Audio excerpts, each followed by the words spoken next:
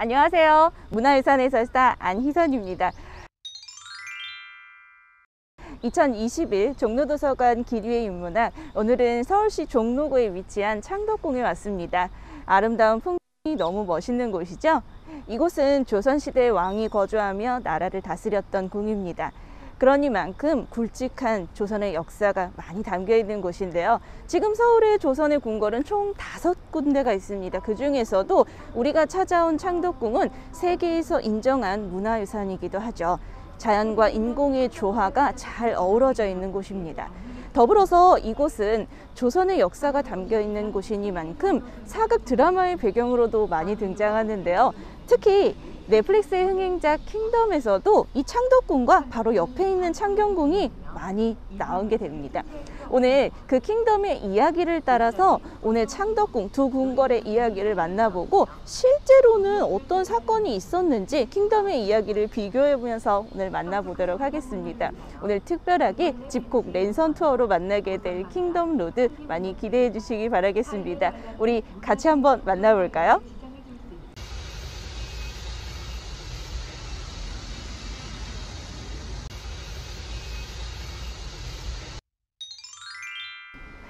이곳은 창덕궁의 물길과 그 위에 놓여진 돌다리입니다. 이름은 금천인데요. 이곳은 좋은 기운이 안으로 들어갈 수 있고 나쁜 기운은 막아줄 수 있는 특별한 물길입니다. 아래에 수로가 흐르고 있는데요. 이곳에서 킹덤에서 어떤 장면으로 이곳이 등장하게 될까요? 의녀 역할을 맡았던 배두나가 지하 감옥에서 탈출해서 빠져나오게 되는 곳이 바로 이곳 창덕궁의 금천입니다. 실제로 이 금천은 매우 좋은 기운을 가진 물이었는데요. 별칭은 명당수라고 하는 칭호도 받기도 합니다. 실제로 궁궐 남쪽에 물이 흐르는 곳을 바탕으로 해서 뒤에는 산이 있고 그 넓은 마당에 이 궁궐을 지음으로써 배산임수에 좋은 이 영역을 만들어낸 명당의 자리를 완성하게 된 그 첫 시작이 바로 이 금천이라고 할 수가 있겠습니다. 그런 곳을 조선시대 당시에는 어떤 이야기로 꽉꽉 채웠을까요? 오늘 이곳 금천에서 태종과 정종의 우애에 있는 스토리를 하나 들어볼까 합니다. 여러분, 태종하면 떠오르는 단어가 혹시 있으실까요? 조선의 3대 임금 태종은 우리에게 이방원으로도 더 잘 알려져 있는 인물입니다. 왕자의 난을 거쳐서 힘겹게 왕이 됐는데요. 왕권 강화를 통해서 조선의 안정을 이루어냈던 왕이죠. 실제로 이 금천에서 형이었던 정종과 동생인 이 태종이 우애를 다지기 위해 술자리를 가졌다가 마중을 나가는 장면에서 이 금천을 사용하게 되는데요. 금천 위에 올라와진 이 돌다리, 바로 이름을 똑같이 딱 금천교라고 이름 붙였는데요. 술자리를 마감하고 형인 정종을 배웅하기 위해 이 금천교 아래에 나와 태종이 형인 정종에게 이렇게 이야기합니다. 부모 양친이 모두 돌아가셨으니 제가 효도하고 봉양할 때는 오직 형님뿐입니다 라는 이야기를 했는데요. 왕권 강화를 위해 아주 강한 입지를 보였던 태종도 의지할 가족이 한 명쯤은 필요했던 것이죠. 남아있는 형제들 간의 우애를 다지기 위해 두 사람이 노력했던 바 바로 이 금천교가 기억하고 있습니다.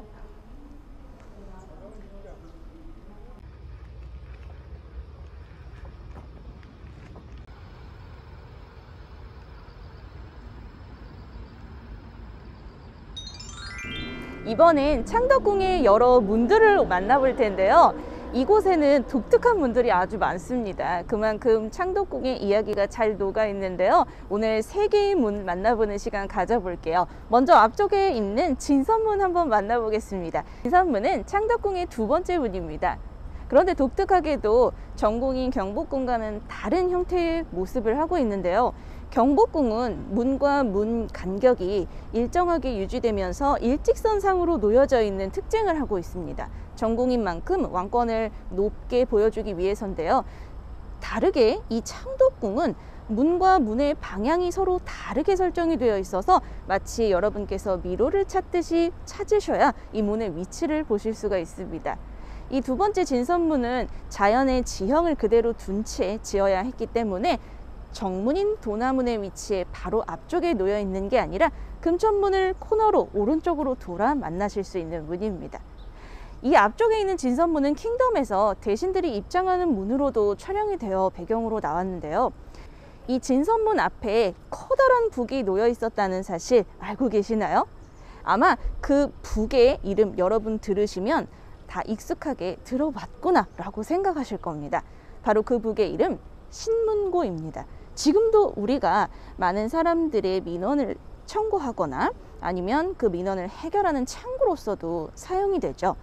그 신문고가 조선 초기 태종 그리고 조선 후기 영조에 의해 이 앞에 세워지는데요.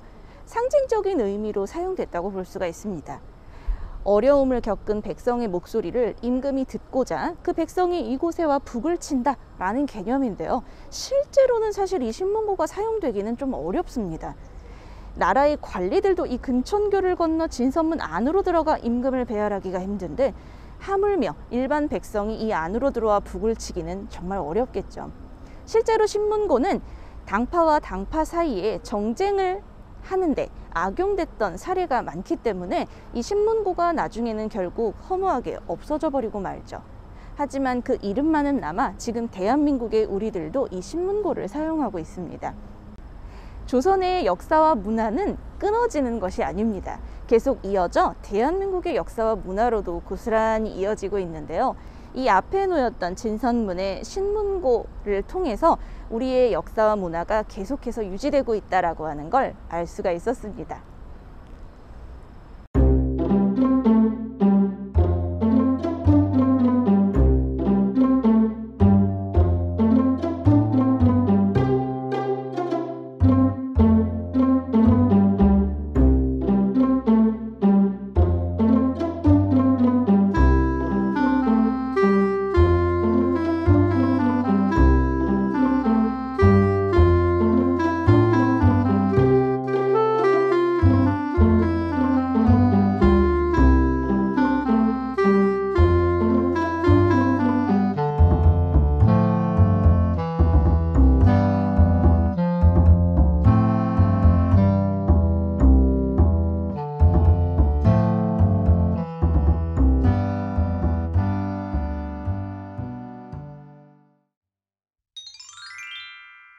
창덕궁의 숙장문입니다.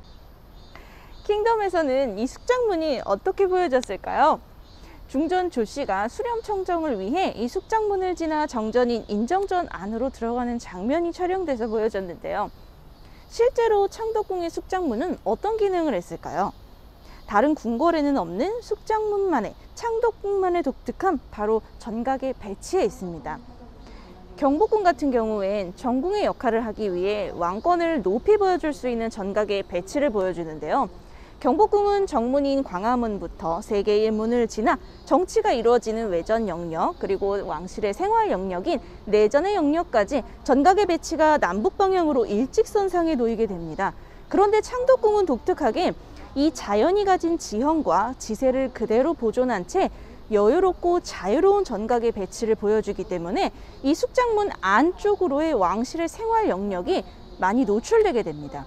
그러다 보니 이 정전 바로 옆에 있는 곳에 문과 담을 쌓아서 이 안에 있는 영역을 보여주지 않게 하는 그런 역할을 숙장문이 하고 있습니다.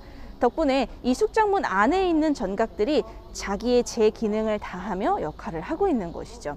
실제로 이 숙장문 안으로 들어가면 여러분께서 휴게실을 만나실 수 있는데 그 휴게실은 예전에 삼정승이 회의를 하던 빈청으로 아주 중요한 정치 역할을 했던 곳입니다. 더불어서 비서들이 일했던 승정원, 그리고 내시들의 업무 기관인 내반원도 이 자리에 있었습니다. 더불어 안으로 조금 더 들어가면 왕실의 생활 영역인 내전이 나오게 됩니다.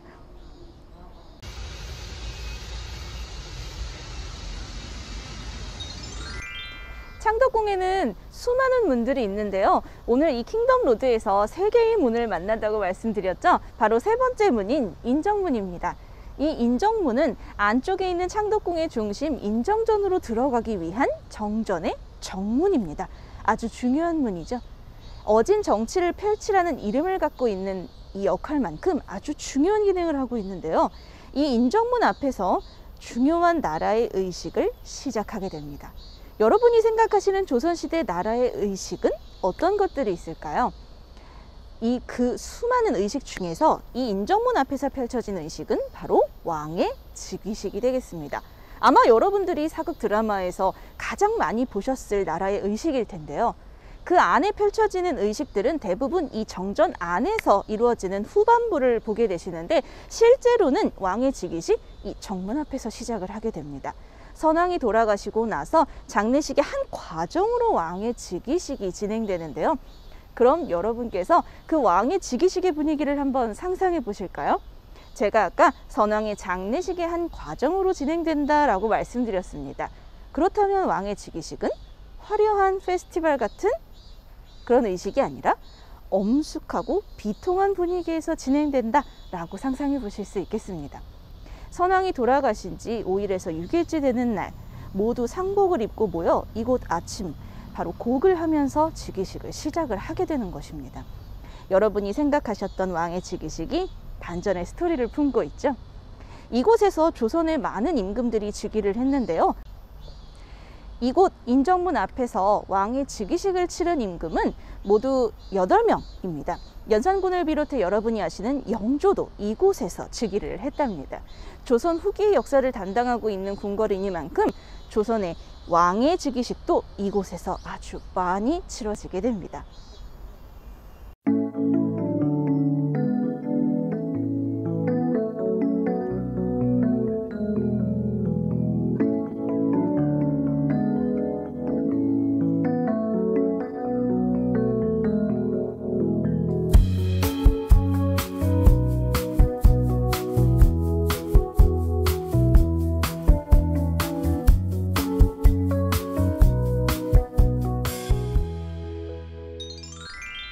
이곳은 창덕궁의 중심, 조선 후기 나라의 중심, 바로 인정전입니다.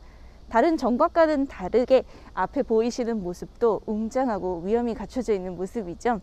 이곳에서 가장 중요한 나라의 의식과 행사들을 치르게 되는데요. 제가 서 있는 곳이 그 의식의 주인공, 왕의 자리입니다. 아래쪽은 넓게 돌이 펼쳐져 있는데 아래쪽엔 문무백관이 모두 모여 서게 되고, 그 높은 돌 기단 위에 왕이 올라서게 됩니다. 이곳은 다른 곳과는 다르게 가장 신분의 차이를 극명하게 보여줄 수 있는 곳이기도 합니다. 그러다 보니 사극에서 드러날 때도 아주 중요한 장면에서 이곳 인정전을 비춰주기도 하죠. 킹덤에서 중전 조씨가 저 숙장문을 지나 인정문을 지나 바로 인정전 위에까지 올라와 수렴청정을 하기 위해 올라왔던 길, 바로 이 기단 위까지 올라오게 되죠. 실제로 이 인정전에서는 어떤 역사가 일어났을까요? 오늘 여러분께 이 인정전에서 굵직한 반정의 역사 2가지를 말씀드리겠습니다. 여러분은 반정하면 어떤 임금이 떠오르시나요? 조선시대 27명의 왕 중에 반정에 의해 임금이 된 분, 바로 2분이 있는데요.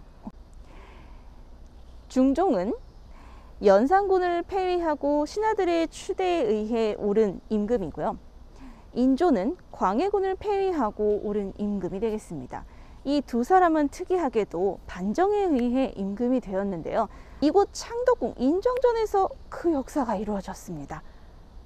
광해군 먼저 말씀을 드려보자면, 광해군 같은 경우에는 임진왜란을 안정적으로 잘 마무리를 하고 나라를 안정시키기 위해서 많은 노력을 했던 왕인데요. 안타깝게도 왕권을 유지하기 위해 배다른 형제들을 죽여야만 했던 그런 일까지 서슴없이 벌였던 왕이기도 합니다. 극명한 업적과 그리고 극명한 평가가 나뉘어지고 있는 왕이기도 한데요. 나중에 이 창덕궁의 전체를 모두 청기화로 덮는 등 왕권 강화를 위한 너무 무리한 일까지 벌이기도 한 왕이었습니다.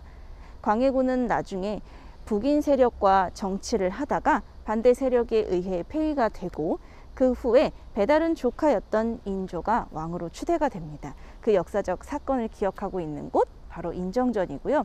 또 한 명의 임금, 바로 중종인데요. 연산군의 배다른 형제이기도 합니다. 연산군은 성종의 아들로서 이곳 창덕궁에서 많은 정치를 해왔는데 초기에 했던 업적들은 굉장히 성과가 좋았습니다. 그런데 자신의 어머니가 사약을 받아 돌아가신 그 사건을 알고 난 다음부터는 신하들과의 소통도 거부한 채 이 인정전에 많은 광대들과 전국에서 뽑아올린 기생들과 잔치를 벌이기도 했습니다. 이 창덕궁 인정전뿐만 아니라 경복궁, 이 창덕궁 후원까지 모두 그들의 놀이터가 되었죠. 나중에 결국은 반정 세력에 의해 동생이 추대되는 결과를 이 창덕궁에서 맞게 됩니다. 우리가 기억하고 있는 역사는 물론 훌륭하고 존경할 만한 그런 일들도 있지만 반대로 우리가 교훈을 삼아 봐야 할 슬프고 부끄러운 역사도 있습니다. 조선의 왕 중에서도 훌륭한 왕, 성군으로 추대되는 왕도 있으며 때로는 부끄럽고 치욕스러운 일을 겪었던 왕도 있습니다. 우리가 기억하기에 조선의 역사는 그렇게 흥망성쇠가 다 담겨 있는데요. 이 인정전은 그 흥망성쇠를 다 기억하고 있는 궁궐의 한 전각이기도 합니다.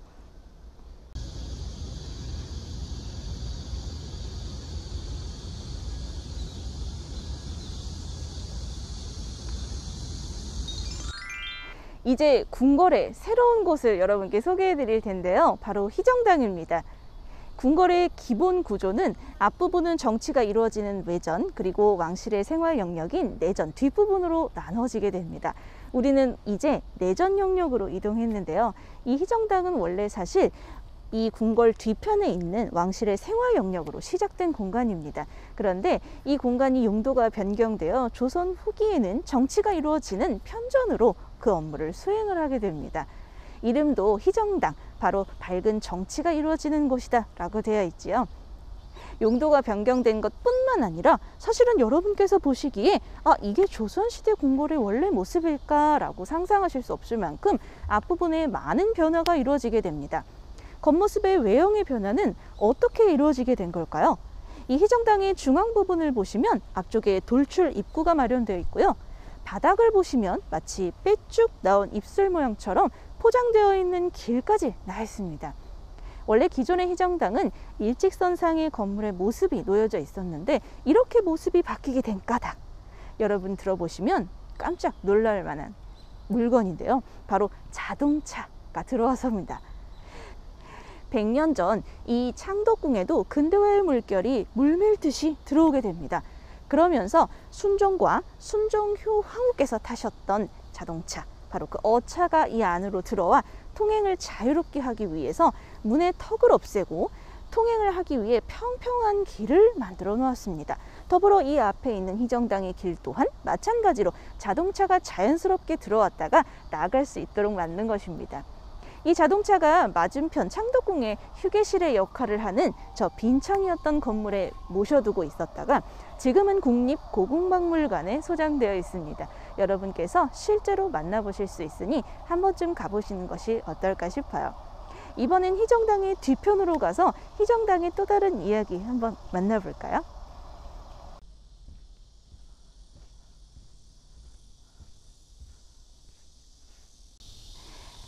이곳은 희정당의 오른쪽인데요. 여러분께 희정당의 오른쪽을 보여드리는 이유, 바로 저 지붕 옆면의 합광면 때문입니다. 이 희정당의 옆면 보신 적 있으실까요? 오늘 여러분께 두 개의 궁궐을 한꺼번에 보여드리기 위해서입니다. 어떻게 이 창덕궁에서 두 개의 궁궐을 한 번에 볼까요? 100년 전 1917년 이 창덕궁 내전 영역에 큰 불이 납니다. 어떻게 해야 될까요? 다시 지어야겠죠. 하지만 1917년 당시 일제강점기 시기입니다.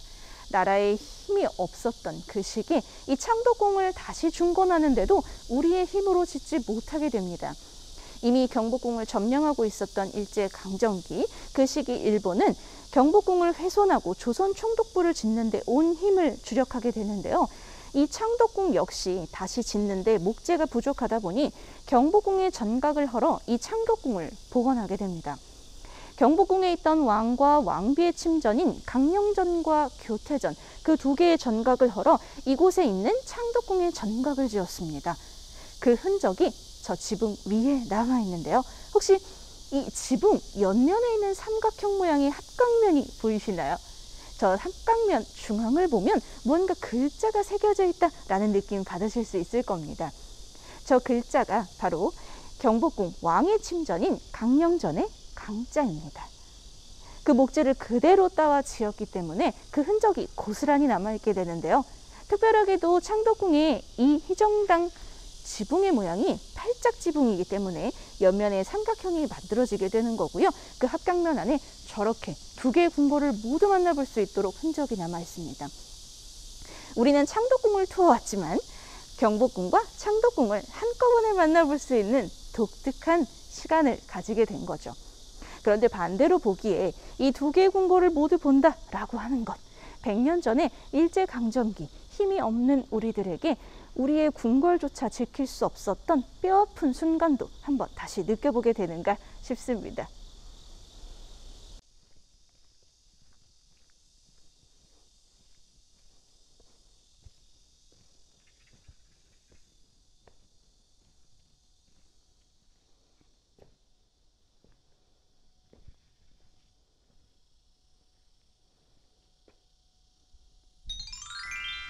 이곳은 창덕궁 깊은 곳에 위치한 정각인데요.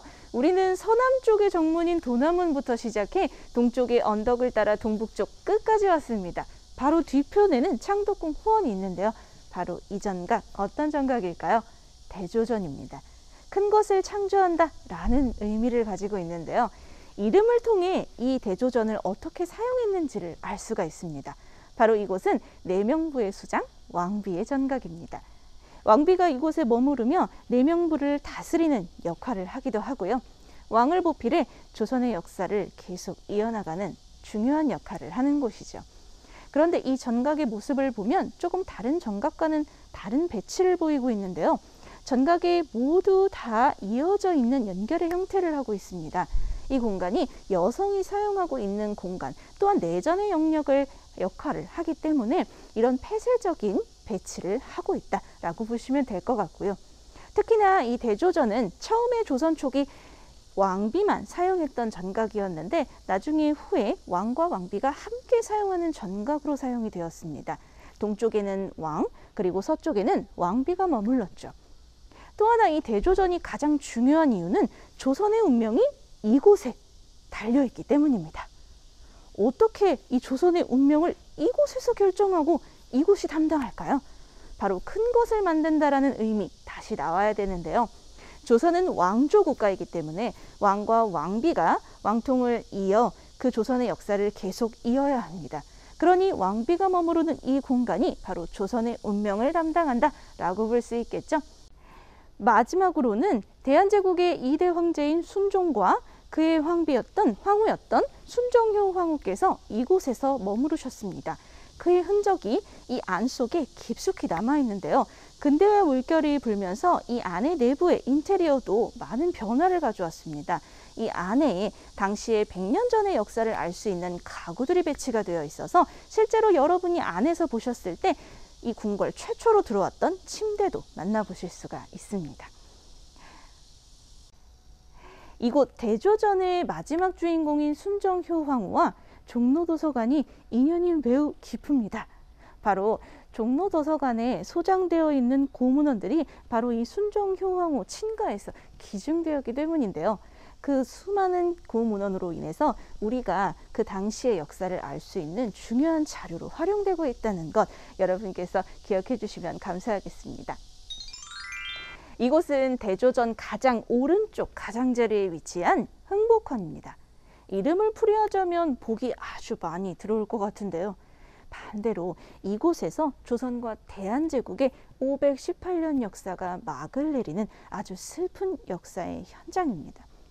여러분 1910년은 어떻게 기억하시나요? 우리에게 1910년은 일제강점기가 시작되는 해로 매우 슬프게 기억되고 있을 겁니다. 오늘 이 흥복헌에서 1910년 그 국권 피탈의 이야기를 해볼까 하는데요. 1910년 8월 22일로 가보도록 하겠습니다. 1910년 8월 22일은 바로 마지막 어전회의가 열리게 되는 그 장소가 여기서 시작이 됩니다. 순종과 총리 대신인 이완용이 이 안에 들어오게 되는데요. 바로 문서 하나를 두고 그들의 긴장감이 이곳에서 증폭되게 됩니다. 대한제국은 일본에게 영구히 그 통치권을 양여한다 라고 적혀있는 그 문서를 그 둘이 보고 있는데요. 그 두 명의 인물은 한 명은 옥새를 찍지 않는다, 한 명은 옥새를 찍어주세요 라는 그 긴장감으로 가득했던 이 장소로 여러분께서 상상을 해보실 수 있는데요. 바로 한일 강제병합이 체결되는 그 순간이었습니다. 그날 이곳에서 열린 어전회의는 말이 어전회의였지 사실은 일본에서 미리 작성했던 그 합병조약을 검토하고 승인을 하는 간단한 그런 조치에 해당하는 그런 작업이었습니다. 나중에 순종이 이곳에서 그 조약에 서명하지 않고 옥새를 찍지 않자 대리 임무를 맡은 총리 대신 이완용이 남산에 가져가 이토 히로부미 뒤를 이은 3대 통감 테라우치와 함께 그 병합 조약을 체결하게 됩니다.